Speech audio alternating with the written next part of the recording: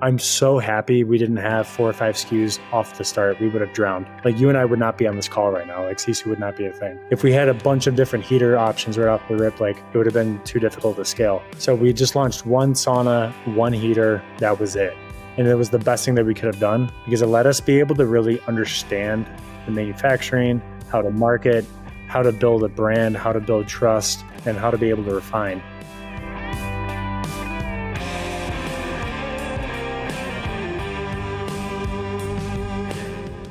Welcome to Long Run Labs, a weekly podcast from the team behind For the Long Run, telling the stories of those running the outdoor industry where endurance and entrepreneurship meet. This episode is brought to you by Superfiliate, the platform that finally makes partnership marketing simple. I've used just about every affiliate and partner tool out there, and most are just not great. Too complicated, too expensive, and way too confusing. Superfiliate changes all of that. Setup takes minutes, tracking actually works, and payouts are clear and reliable. It's the one platform I recommend because it does just exactly what it's supposed to. If you're a brand looking to grow through partnerships, Superfiliate makes it easy to get partners genuinely excited to share your products. With co-branded landing pages, flexible rewards, and built-in tools that drive action and make reporting simple, it's partnership marketing done right. Skip the headaches and head to superfiliate.com. Mention this podcast and your first month's free.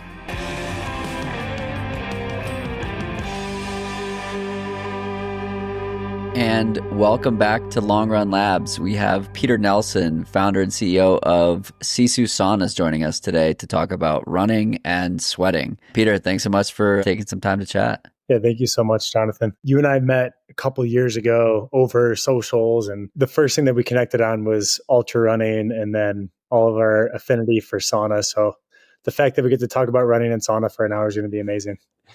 I love it. So the first question on this podcast is always a tough one to sort of set the stage. And that question is, who is Peter? Yeah, so I am a 30-year-old entrepreneur and family man and athlete out of Cleveland, Ohio. I'm one of 3. My parents have been married for 35 years, and I grew up here in Cleveland in a suburb of Cleveland called Lakewood, Ohio, and then didn't move far. We now have 2 kids with a third on the way. We live in Avon Lake. My wife and I have been married for 7 years, and I got the entrepreneurial bug very, very early on in my life. In fact, my first entrepreneurial endeavor was selling paper footballs for 25 cents a piece at school lunch growing up. And then I was a basketball player, got into the Army in college. That paid my way for school, and I met my wife the very first day when I transferred schools after my freshman year. Asked to be my girlfriend the first day. And then from there, that led into my life. I thought was going to go one direction. I thought I was going to have a 20-year career in the Army. And then instead, God had different plans. And I got medically enrolled from the Army, went into training, so personal training. And then I managed a gym, owned a gym. And that's when I found sauna. And through that process, ended up buying a sauna for our home. We started drop shipping as kind of like a side hustle to the manufacturer that we bought off of. And that's where we really experienced everything of what not to do in the sauna space when you're trying to like run a business. And that's what encouraged us to really flip the script and create our own company and sauna company layered around quality, simplicity, and trust. And so we launched in August of 2022 and just been a blessing ever since. It's been 3 years as of August 1. And we've learned so much ever since then. And getting to chat with guys like you has been just one of like the few blessings that we always like really covet, and just really, really excited to see where we're going to take this company. I love it. Yeah, when I think I was first introduced to Sisu by Eric Hinman and saw his sauna and sweat in his sauna, and I was like, wow, I'm absolutely cooked. And then we met, and I was like, these guys are definitely onto something. And I was having a conversation with the CEO of a company I'm consulting with, and we're talking about just like how there are so many choices these days, and there's so much noise, and so many decisions come down to people. And I want to buy things from good people. I want to buy things from companies. I don't want to buy things from meta ads, right? I want to connect with the people behind the brand. I want to hear the story behind the brand. And candidly, that's why I have this podcast, because I like unpacking somebody's why and understanding what makes them tick and why they've done something. So like I asked that question at the beginning to really understand who you are and what you care about. You care about family, you care about, good people and sweating and activity, right? And like, that's what you care most about. I had this conversation with Alex Mather, the CEO of Eternal, and within like 2 minutes, he was telling me about how he got into running because his mom was a runner. And then she got sick and she basically passed the torch to him and his siblings to carry it forward. I was like, holy shit, I totally understand why you made this company that is designed to help people live better and live healthy. Like, it's not just a purely capitalistic intention of, I want to make a bunch of money because there's an opportunity in the space. It's like, I have this thing that I want to do and there's a mission behind it. And so, very long ramble as to why I ask a question that seems like super simple and straightforward, but it's like, anyway, it leads to the humanization and leads into a conversation on the human side. Yeah, certainly. I think especially like when you look at brands and differentiating brands these days, a lot of brands really create something out of nothing to be able to have like an established brand presence, but you could really sift through that when you start looking at like who founded the brand, like what's their actual intention and motive behind each product. Like, is there a personality around the brand? Is there, for us, like there's a large philanthropic part of the brand. Like when the company profits, we're able to give even more through our Sisu Impact program. Like, for example, today we had the Drake Passage or the Drake Cold Plunge, which is named after the Drake Passage. Like that whole narrative is based around my father's and I's ultramarathon down in Antarctica 2 years ago. And like the name, the Drake, comes from us honestly having probably one of the most memorable experiences ripping through 30-foot waves for 2 straight days on a boat. And we're like, this was the most nauseating experience, but it was hard. And then the next day you show up, you're all drugged up from the Dramamine, scopolamine from the seasickness, and you have to run an ultra. And it's like, it's just when you experience that, it's like, man, how can we get more people to experience what we felt? And so like the cold plunge comes from that exact mantra and that exact ethos of like, hey, like life isn't supposed to be easy, but through the hard things we thrive. And so that's what we're really galvanizing Sisu around. And it's through grit and that type 2 fun and doing hard things. And then through that, we create community. We create this kind of contagious sensation of like always wanting to be able to succeed no matter what it is. And so that's what Sisu really means to us, is grit and pushing through in the face of adversity. So let's dial it back a little bit and talk about you getting into ultra running, which leads you into this grit and adversity and ability to choose optional suffering. Like, when did running and specifically ultra running enter your life? So I was 17 years old and my dad was 48. And he had just recently quit smoking at 48. He smoked for 30 years. And he was looking for a positive addiction to swap into. And he got into 5Ks and then 10Ks. And he was always a really good runner, like running sub 20-minute 5Ks and even while smoking. And then he got into his first half and he's like, well, what's harder than a half? A marathon. And then, well, what's harder than a marathon? And he found out about 50Ks and then 50 milers. Well, his first ever 50K, he invited me on, and it was actually on my birthday. And he's like, there's this 50K, it's about 31 miles. I'm thinking like, okay, like the longest I had ran prior was 6 miles. And it was straight on like sidewalk along the coastline of Lake Erie. He's like, I really want you to do this with me. So we showed up, we towed the line. And I remember halfway through, 16 miles in, I looked at my dad and I sat at the halfway point aid station with my head in my hands. Like, I can't go one more step. Like, this hurts so bad and it's so hot and I'm just overheating. I'd never felt this way in my life. And my dad looked down at me and he's like, you're going to let a 48-year-old beat you, huh? And that was all I needed to know. So I got back up. I chugged as much Sprite and whatever pop they had at that aid station and got back down the trail, made it back to finish the second loop, and then willed myself through the third loop. And I'll never forget that sense of just emotion at the end of finishing this 50K and being able to do so alongside my dad. I cried and I was like, I can't believe like we're capable of doing something like this. And my dad drove home. I was knocked out sleeping the entire way back. It was like a 3-4 hour drive. When we got home, I was doing that first time ultra limp into the house. I sat down on the couch and I'm like, I got to do that again. Like, there's so many things I did not do well. I didn't know what electrolytes were. I didn't know that you were really supposed to eat. I was just kind of fed to the wolves. And that feeling is something that I'll never forget. I was 17 when we started. And then ever since I was 17, we've been doing like 3 to 4 ultras a year together. And so it's a great bonding moment for my dad and I. And even more so, it's like probably our favorite form of travel. When we're seeing a new state, a new country, like we're always looking for an ultra to do. And there's nothing better. That's awesome. So you Got into ultras at 17. That's earlier than most. I was reading a report that was saying like even growth and participation for those under 35 was fairly small.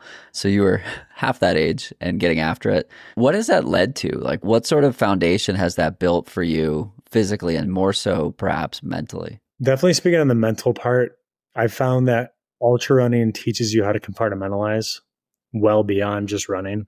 So even in like today, like I had 5 miles plus strides after. Like it was really, really hot. But in my mind, I'm like, all right, just get 2.5 miles out. All right, 2.5 miles back. You're not thinking about it in a grandeur of 5. Like earlier this year, did rim to rim to rim. I'm not thinking about going from the south rim to the north rim and back every time. I'm thinking about just getting down to Phantom Ranch, then to Manzanita, and then to the top of the north rim. And you're just breaking these things up.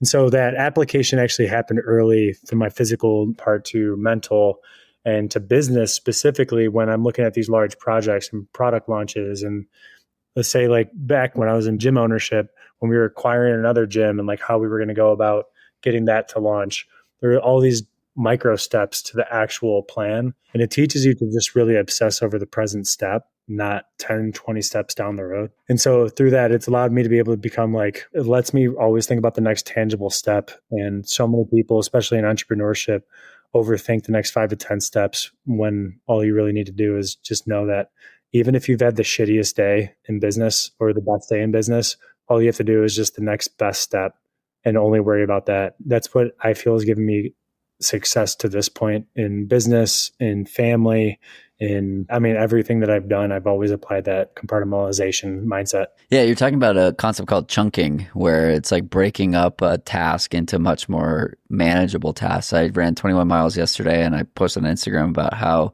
I ran 6 miles out, 6 miles back, 4.25 out, 4.25 back. Somehow it equaled 21. My math was a little off, but it's so different than being like, yeah, I'm going to go run for 3 hours. And right. I never felt like I was doing a long stretch, right? And whether it's out on a dirt road outside of Denver or it's in the Grand Canyon or it's, a business plan, like breaking things up into these meaningful and manageable steps. Eventually you still have to do everything, but the path may change as you're getting after it. You might need to do more, you might need to do less, or there are things that pop up that you aren't accounting for at the onset.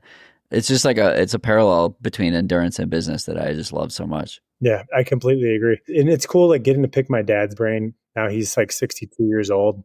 He went through a really nasty cancer and stroke about 2 years ago or so. And you could tell that his mental state, like obviously if anybody that's going through something like that's going to be challenged significantly and especially more so mentally. But he applied that same chunking method to that. He's like, all right, all I need to do is just worry about being able to take my first step. So he did it on a treadmill. And then he's like, all right, I'm going to do 1 minute today. And then tomorrow I'm going to do 1.5 minutes. The next time I'm going to do 2 minutes. And eventually like you do that long enough that you don't have to do it assisted on a treadmill. Now you're doing it out on the sidewalk. And then next thing you know, it was so crazy. Within 4 months of him relearning how to walk, he ran 40 miles. Wow. It's all through chunking. So it's really, really incredible, like what the human mind is capable of if you're able to break it down into small bite-sized chunks that are actually tangible that that you can make progress on. Totally.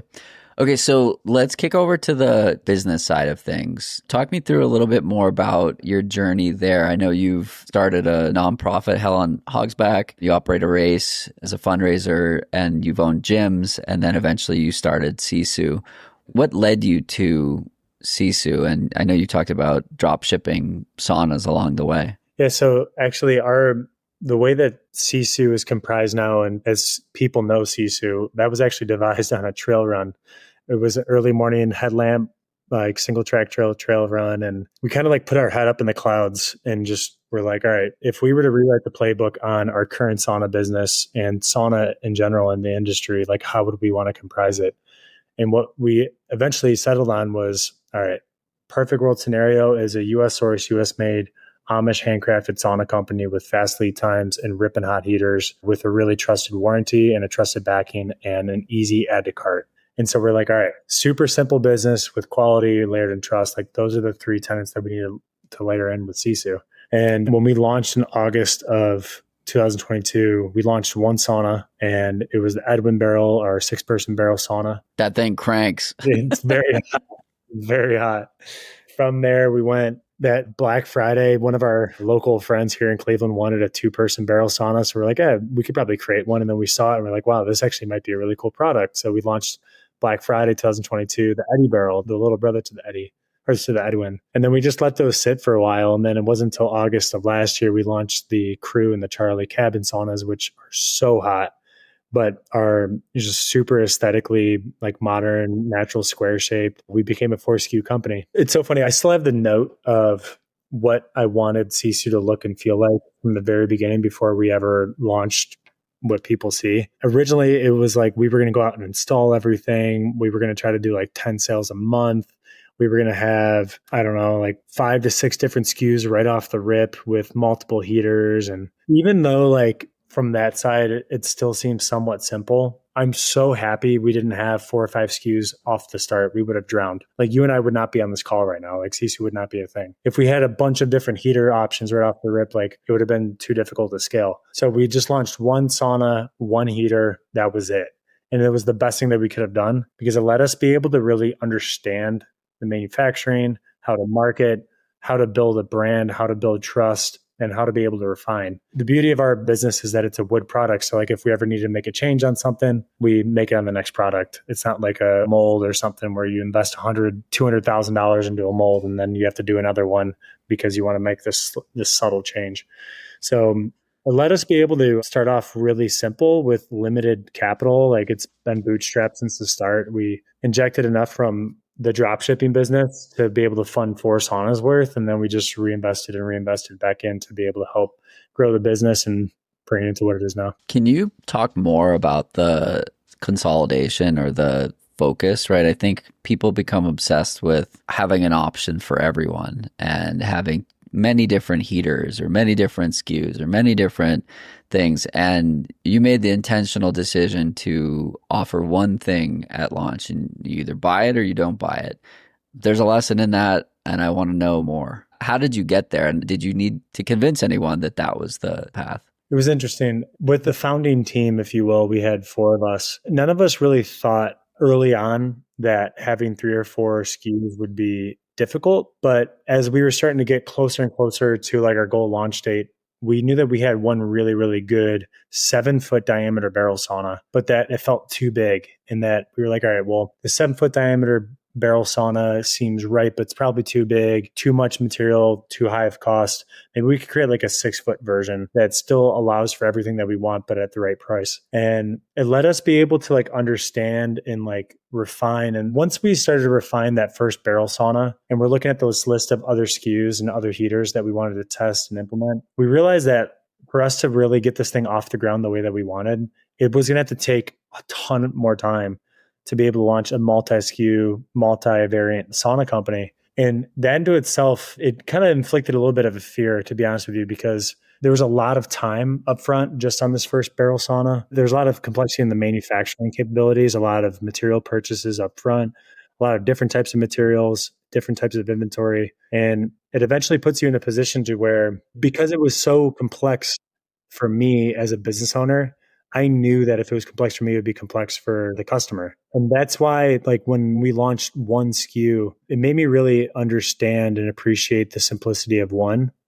and understanding one thing and refining one thing. And also knowing that because we don't have a ton of, because it was bootstrapped, we're not trying to make money for somebody else. So we could go at our own pace and invest our own time into this business as fast as we want or as slow as we want to make things right. And really, like, it boiled down to like, let's understand and learn from this first product and customer and how we want to market and figure out like what works great and what doesn't, and then implement on a potential second product when the time's right. When we launched the Eddie barrel, that 2-person barrel, we never thought of the 2-person barrel when we were first conceiving the business. Like, that came just from listening to the customer. And so a lot of like product dev and product offerings really came from feedback and really understanding the customer more. I love it. Yeah, it's like who are you creating for? Is it somebody who is asking for it? Is it a dream you have? I want to know more about the industry Yeah. itself, right? So 2022, you've been probably working on this for a couple of years prior.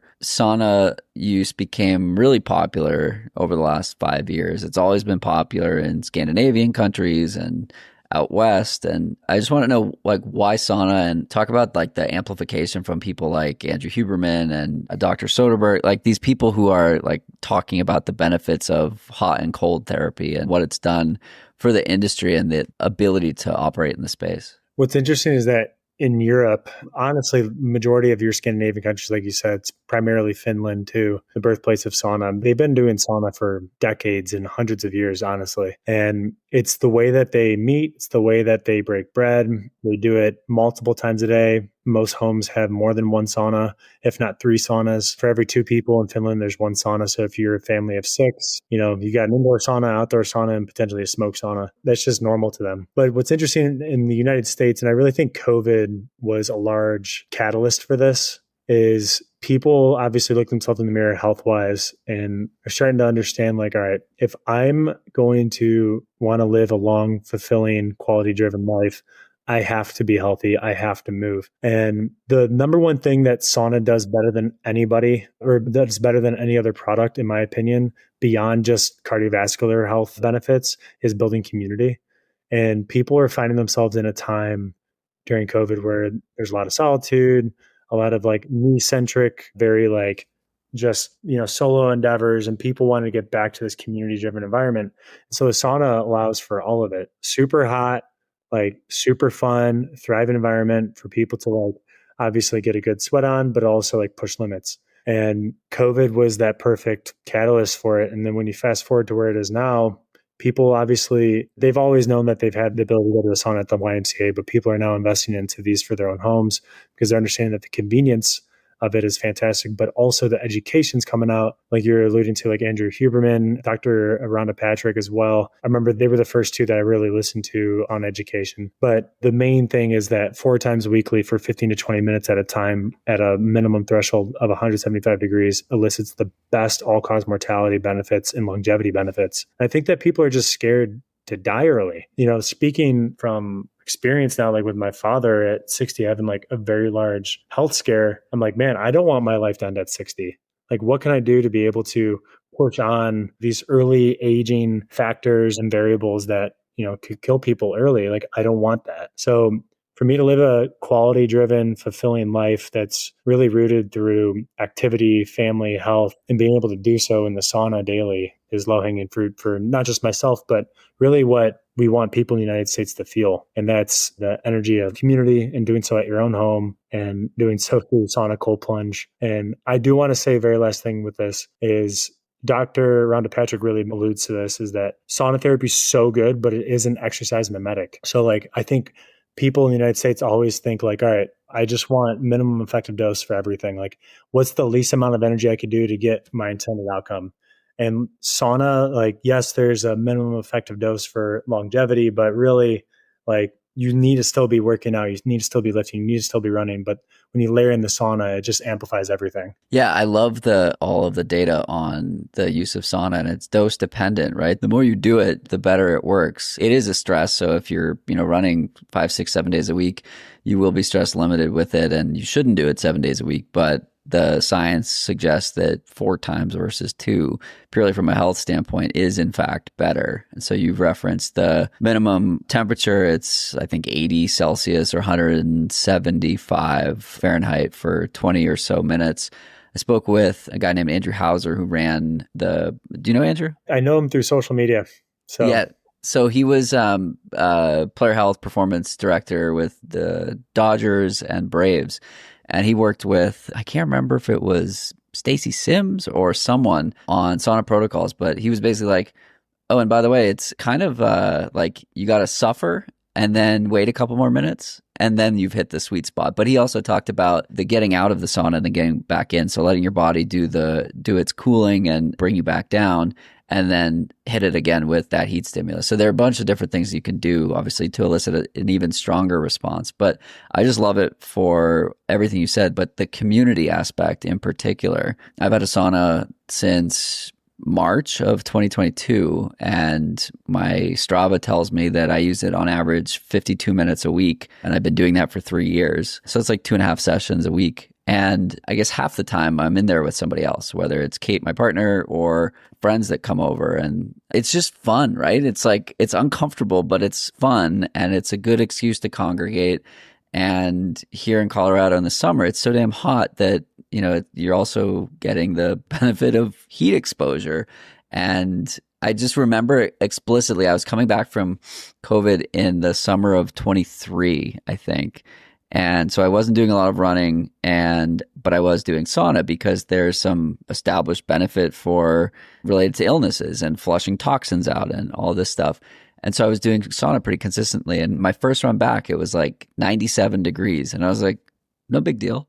This is fine. I went out and ran for like 2 hours and it was totally fine. But it's like, it's the kind of thing that like the more you look into it, the better the science becomes, or like the more you find related to sauna protocols.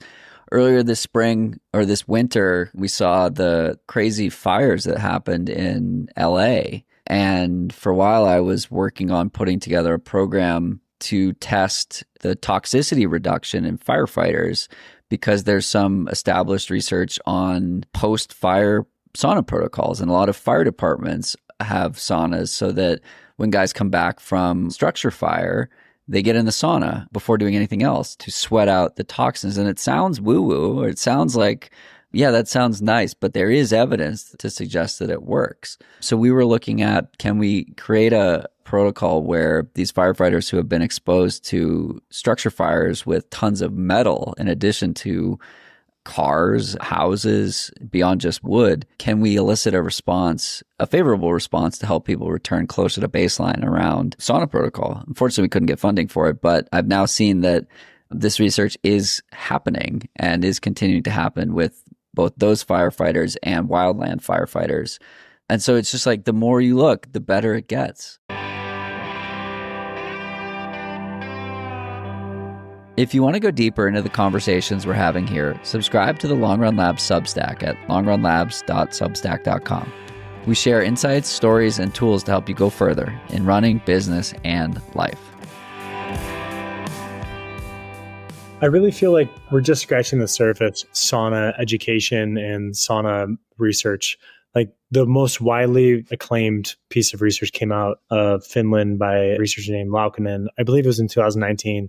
And that was the one on longevity and all-cause mortality. But it just, that piece is like what really just put it out there, because it was just so widely studied. But like you were saying though, like there's all these different subpopulations of people that are now utilizing sauna therapy to be able to perform better for the occupation, for sport, for life in general. I love the protocols that are coming out right now on endurance athletes. It's really, really interesting how they're stacking a standard like zone 2 or zone 3 run. And there was this group of runners, mid-distance runners, that had like an average VO2 max of 62, which is good. And they would sauna 2 times weekly for 30 minutes at a time at a minimum of 175 degrees in a sauna, which is hard. Like if you're doing a 30-minute sauna session at 175, like you're a dog. Twice a week after a run, that's really hard. But they observed that the point of exhaustion increased by, don't quote me on this, but it was between 23 to 33%, your point of exhaustion in that group that sauna 2 times weekly after a 4-week period. So like the typical runner that with a point of exhaustion at 20 minutes was able to persist and keep moving until 26 minutes. It was incredible math. Now, granted, like the group was small that they studied, but the research on this, it's really, really fascinating, and how people are pairing it with their strength training, with their running, going for specific outcomes with growth hormone, VO2 max, Alzheimer's, dementia, like all these different types of sub pockets of benefit. Sauna is really becoming a catch-all, and it's exciting to see how the mechanism being like true heat of that minimum threshold of 175 degrees is what people are starting to see. There hasn't been enough studies done on infrared sauna to show that it elicits all the same types of output and factors that we're obviously seeing in traditional sauna. But I'm sure that there will be some research that'll come out that is showing that infrared sauna is very good too. We're just finding that right now that traditional sauna is the gold standard. We could talk about the science benefits of sauna for a while, but let's jump over to the business side. I'm curious on more of the how I built this vibe. Like when you said, all right, we're going to do this, you bootstrapped it. How did you think about going to market? So really, really interesting. We didn't know how we were going to market it. Truthfully, it was like May to June of 2022.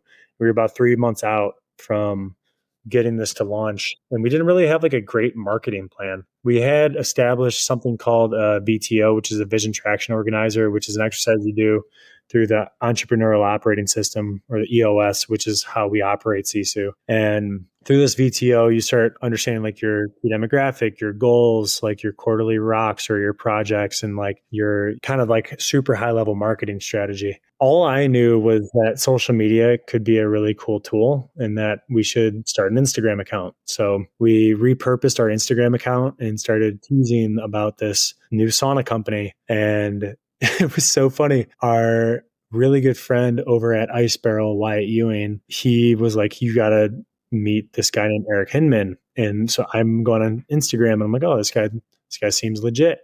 So we were on a call and Eric's like, I'm looking for a sauna. I was looking for like a super large custom sauna. But honestly, I'd rather work with you and work with a founder that is in their early stages. I really enjoy working side by side and building a relationship with you. And Eric was actually the first brand awareness that we kind of had outside of just our local Cleveland market. Eric was the perfect fit for what Sisu needed at that time because it introduced Denver and kind of the world to what Sisu was through his platform. And then from there, as we were about 2 weeks out from launch, we started getting plugged into Power Monkey Fitness Camp through Eric. And then that kind of spiderwebbed into us meeting a guy named Neen Williams and Nick Bear and Sam Dancer, and then the CrossFit space. And it let us be able to understand how we wanted to market in a way to be able to really invoke trust through people that people genuinely trust. And that's how we really launched Sisu from a marketing side, was like through the power of relationships. And I'm super grateful that we did it that way because it's now the backbone completely of how Sisu still operates today. It's through building great relationships with our customers and then also our ambassadors. Talk to me more about how functionally that works. So the product is expensive, right? It ranges from $4,000 or $5,000 up to almost $10,000. So you're in a model where you don't necessarily need to pay people if there is a product exchange. And yeah, I'm just curious, like functionally, how you went about setting that up. And yeah, Eric is the perfect person for early stage go-to-market guidance. He has this massive audience of people who trust him. I had him on my podcast to talk, and I'm pretty sure that the majority of times I've been in a cold plunge has been at Eric's house because I felt like I was overheating from being in the sauna, and I sauna regularly. But like, he's talk about being a dog. Like, he's in there for 40 minutes at a time. And I'm like, dude, I cannot do this without cooling myself down. So I jump in his cold plunge. But yeah, functionally, what does it look like and how are you measuring and sustaining that growth? It's super interesting. I think people in like a CPG space or, a different business model, I think that people like to make their ambassador programs and influencer programs very black and white. Like, all right, everybody needs to fit through the funnel this way. So which means that they're all going to get a free sauna, and then they're going to have to produce a bunch of, for us, like that'd be a free sauna and then a bunch of collateral. Like, it doesn't work that way for us. Like, we genuinely view every single relationship completely different because every single person brings something different to the table. So like the way that we approach our relationship with Eric is so much different than the way that we approach it with like Nick Bear. Is different than how we did with Cam Haynes, and then different how we did with Des Linden. And so each of these people that we've done a partnership with, whether that's through a product seeding or a discount or a small discount, but then with an affiliate code, like we just kind of meet people with like where the like Sisu needs to be. And then also like where the athlete needs to be. Yeah, I know we worked together on introducing Gwen Jorgensen to the brand, and Gwen, with her Midwest roots, has always been a sauna fan. She had a sauna out in Portland, and she introduced me to that brand, and that's what I bought. It was before Sisu existed, and then she moved out here, and she was like, "Hey, I need another sauna. Like, who should I work with?" So sent her your way. And it's cool to see just like how custom that partnership really is. I know Des Linden is a huge fan of heat training and the ability to get in the sauna. And she has a personal fascination around the mental benefits too and cognitive health and whatnot. So it's really cool just how customized it is and how broadly applicable it can be for any type of athlete. It's super interesting too. I don't know if you read some of the research coming out on cold immersion with female athletes specifically, but I'm really curious to see how sauna therapy and the research that'll be done, so more on female demographic versus male. But what we're finding, at least in cold immersion, and I'd be curious to see how it works with like Gwen and Des, but the threshold for cold exposure is theoretically lower for females. So like they're saying that ideally between 45 to 55 degrees for females, and then guys between like 40 to 50 degrees. It's interesting because of obviously the physiology for a female versus a male and the hormone responses, but I'm curious to see how that works with sauna therapy as well. Because, you know, Gwen and Des are the best of the best. Like there's nobody higher in their respective sports than them. But it'll be interesting to see how the average mother of 3 at their house should cold plunge in sauna comparative to the male counterpart. And it'll just be interesting. I think that over the next 2 to 3 years, the different protocols and the different research that comes out, and I think it'll end up coming through, like the narrative will end up coming through these athletes like Des and like Gwen to really push the narrative of like how to correctly train for hormone benefit, for longevity, but then also for performance. It's hard to find that perfect intersection with all of those, because typically if you're training for performance, it's not necessarily longevity inducing. It's also not necessarily quality of life. There's a lot of different things that you're putting on the back burner if you're focused on trying to, you know, qualify for Boston and win it. But it'll be interesting how all this research comes through. How do you balance the goals on the science side and research side with like, it's a for-profit business, you're looking to grow the company. Where does Sisu go from here? Super great question. And for Sisu, that's obviously for us to lean in on what the research is coming out on is huge for our brand. We're not going to sell something that isn't backed by research. The reason why we don't sell infrared saunas right now is because there's not enough, you know, conclusive research on longevity and the reasons why we're creating Sisu for infrared sauna goers. That said, if something were to ever come out down the road that infrared sauna is even better than traditional sauna, then we'll definitely create an infrared sauna. All I have to say for Sisu right now, like Sisu has been known as a sauna company, but we're really positioning it as a lifestyle brand where it's sauna, cold plunge, doing hard things, and the culture and the lifestyle around those two things and around training and around family. So with us launching the cold plunge today, later this year, we'll have our outdoor shower come back out. We launched an outdoor shower for a very minimal period earlier on in the business. It was just not the right time, but I'm really proud of the product that we're devising for a launch in Black Friday. But then also we're going to be launching an incredible product that I can't speak on yet, but it is our first lower price point product that's not sauna, not cold plunge, that really supports the sauna experience and training experience, that lets us really lean into like what makes Sisu unique through a US source, US made product, but done so to where it could fit inside your kitchen. So all I have to say, I'm really excited about this, and we'll see where it goes from there. Cool. I want to talk more about the release of the Drake Cold Plunge, right? So at launch, you had one product. Now you have a handful of saunas as well as a cold plunge with the intention of being a lifestyle brand. How do you rectify the desire to consolidate and have I don't want to say singular focus, but a focus with an expanding product line and getting into new types of products? The most important thing within a business that's trying to grow is product development, but I would arguably say that product enhancement or product refinement is even bigger than that.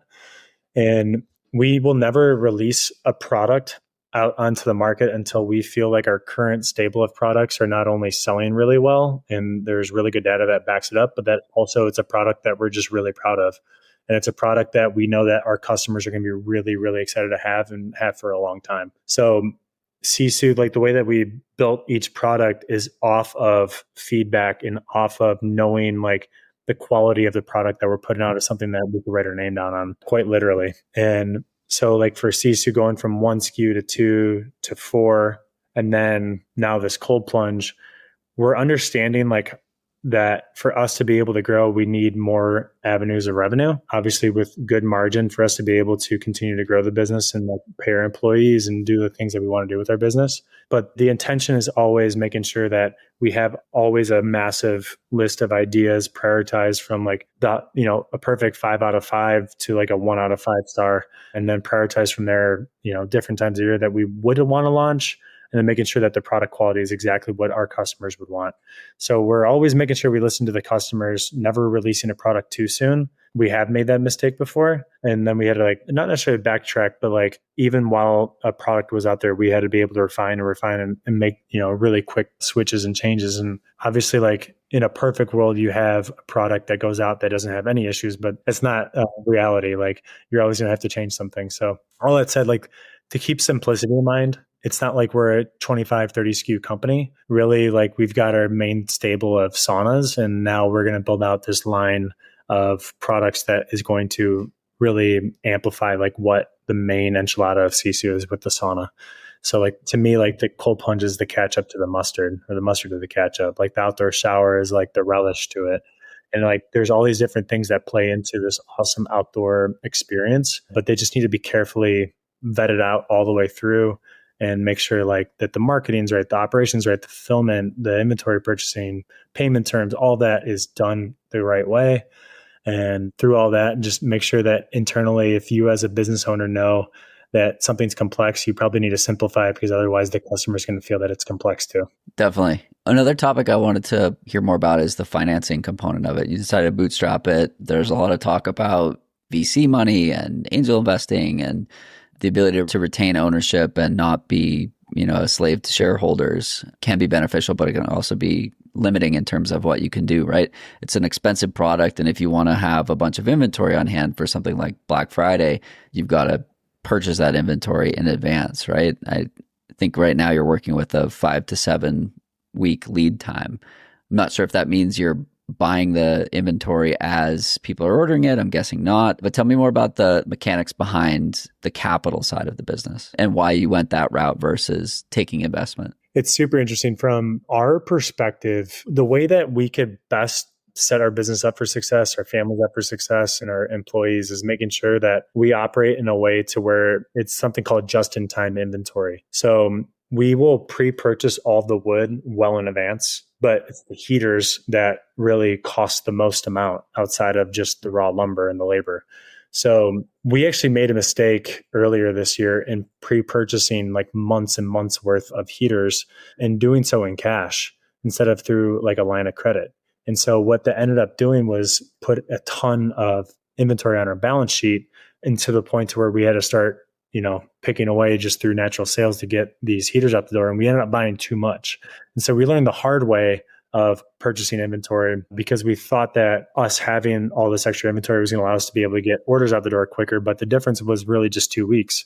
And we found that most people don't want their saunas faster than 5 weeks. Like everybody loves 5 weeks because it allows them to be able to like prep for their site and like get their electrician and like, make sure that everything's like fully set up and their landscaping's ready and that they've read the installation manual. And most people like doing this DIY and like actually build it themselves. So the 5 week lead time we found is like actually the perfect amount. So what we've now done is actually pivoted the way that we purchase our inventory with heaters specifically. So we actually will purchase all the heaters the week. So like by the end of each week, our order manager will go through and then put in an order for heaters through our supplier. And then we get the heaters the next week. So we've got a 3-week buffer by the time like our heaters come in and then by the time that they get fulfilled. So the financial mechanics on that actually allow for us to be able to maximize cash flow. One of the biggest killers to a business is not necessarily profitability, but rather cash flow. Like most businesses are profitable, but it's how like your vendor payments come through, your inventory payments come through, and then your labor, and then any sort of like product dev and everything in your marketing. All that has to hit the books at the right time. Otherwise, you're going to run out of business. And I learned really, really quick this year of how to be able to, and us as a team, how to like be able to structure these payments at the right time to be able to best set the business up for the right health. So all that to say, your question about like the financial dynamics and like how we best set it up for the business, it's a mix of just in time with heaters and then pre-purchasing the lumber and making sure like the storage and everything's all set for us to be able to get these out the door within 4 to 6 weeks. Love it. Pete, this has been a blast. I really enjoy watching your growth in the space and the way you're doing it and the events that you're supporting. I know you've been out here at Boulderthon before. I believe I'm set up as an affiliate for Sisu. Yeah. So I'll make sure that that link is still active for anyone who wants to take advantage of ordering one and getting one in 5 to 7 weeks, just in time for winter. And yeah, appreciate everything you do for the community and hope we can share some miles at some point. Absolutely, man. Really, really appreciate the opportunity and great chopping up with you. We have to get our trail run in next time I'm out in Colorado. Sounds like a plan. Awesome. Thank you so much. Of course. Thanks for tuning in to this episode of Long Run Labs. If you like this episode, make sure to subscribe, leave a review, and share it with someone who's building something of their own. We'll be back next Tuesday with more stories at the intersection of endurance and entrepreneurship from the people shaping the outdoor industry in ways big and small. Until then, keep showing up, keep asking questions, and we'll see you out there. This show is produced by Dylan Delaney of Delaney Video LLC, with musical composition by Brian Walters of Single Track Sound, and managed overall by Emily Holland of Wild Poppy Creative.